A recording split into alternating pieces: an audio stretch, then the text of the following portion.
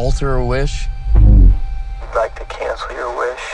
সিনেমাটি দেখতে বসে আপনি একটু হলেও নড়ে বসবেন, কারণ এখানে আপনি সর্বোচ্চ ভয় পেতে চলেছেন।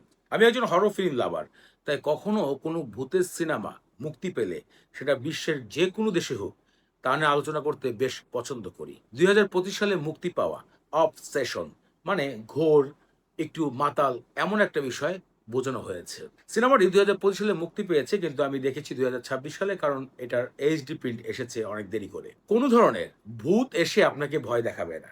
গল্পটা যদি শেয়ার করতে হয় তাহলে প্রথমেই বলতে হয় একটা ছেলে একটা মেয়েকে ভালোবাসে, কিন্তু মেয়েটি তাকে ওইভাবে দৃষ্টিতে দেখে না, ছোট ভাই বন্ধু হিসাবে দেখে। একটা দিনে তারা মিট করে সব ফ্রেন্ডরা, এবং তিনি হঠাৎ করে একটি গিফট শপে গিয়ে এমন একটা বিষয় দেখতে পারে যে একটা স্টিক, এবং সেই স্টিকে লেখা থাকে ওয়ান উইশ। যখন আপনি একটা ওয়ান উইশ পূর্ণ করতে চান তখন স্টিকটি ভেঙে ফেলবেন, এমন একটা মজার বিষয় আর কি। এমন একটি মজাদার গল্প শুরু হয়। ছেলেটি ওই পকেটে করে ওই জিনিসটি নিয়ে যায়, মেয়ের সাথে দেখা করে এবং বিদায় বেলায় তার উইশটি পূর্ণ করে। আর তখনই ঘটে যায় অবাক এক বিষয়। কি ঘটে যায়?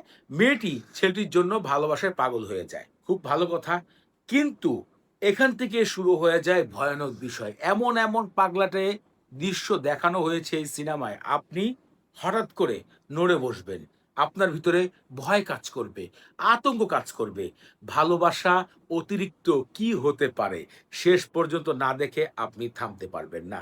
আমি মনে করি one of the best horror movie 2025 সালে অবসেশন। একবার হলেও দেখে আসতে পারেন সিনেমাটি। অনেক আনঅফিসিয়াল ওয়েবসাইটে উপলব্ধি রয়েছে, মাল্টি মুভি, মাইফ্লিক্স, এফ মুভিজ, এইসব আনঅফিসিয়াল ওয়েবসাইটে সিনেমাটি হিন্দি ডাবিটেও উপলব্ধি রয়েছে, আপনারা দেখে আসতে পারেন। এবং দেখে সর্বশেষ যদি অন্ধকার ঘরে দেখতে থাকেন, আপনি ভূতের সিনেমা না দেখেও এমন একটা দৃশ্য আসবে যে আপনি কেঁপে বসবেন। তাই আমার রিকমেন্ডে হাই রিকমেন্ড করে যাচ্ছি সিনেমাটি দেখার জন্য।